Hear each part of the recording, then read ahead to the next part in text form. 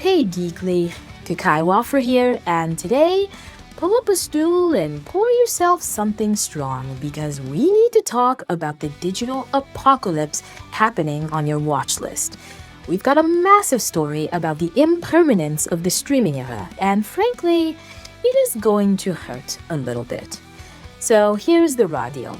A massive list just dropped regarding the Netflix content library for the year 2026, and it is a bloodbath. We are talking about the removal of over 100 movies and TV shows. And I am not talking about random bargain bin content you scroll past at 3 in the morning. I'm talking about heavy hitters. According to the reports, massive titles like The Last Kingdom, Arrested Development, She-Ra and the Princesses of Power, and even Gilmore Girls A Year in the Life are scheduled to leave the platform throughout 2026.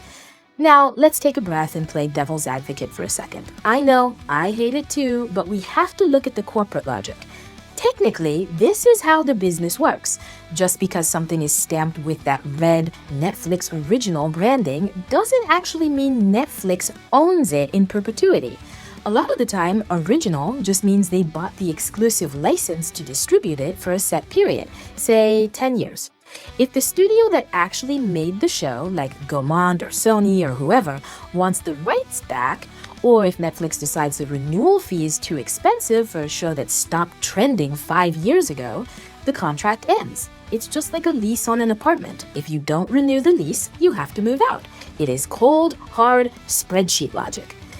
But it is when you look at the marketing side of things that I start to lose my patience, because this exposes the absolute hypocrisy of the original label. For over a decade, Netflix has trained us to believe that this library was their vault.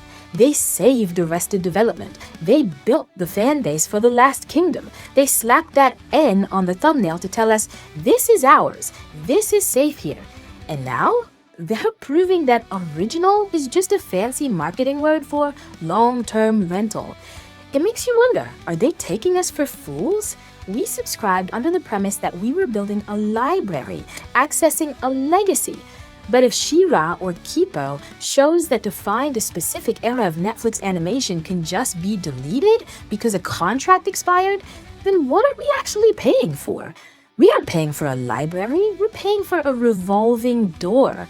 It completely erodes the trust on the platform. If I can't guarantee a show fully branded as a Netflix show will be there in 2 years, why should I get emotionally invested? It feels like the ultimate bait and switch. Lure us in with exclusive originals and then treat them like disposable content once the hype dies down. Anyway, the full list of the 100 plus shows facing execution is in the description.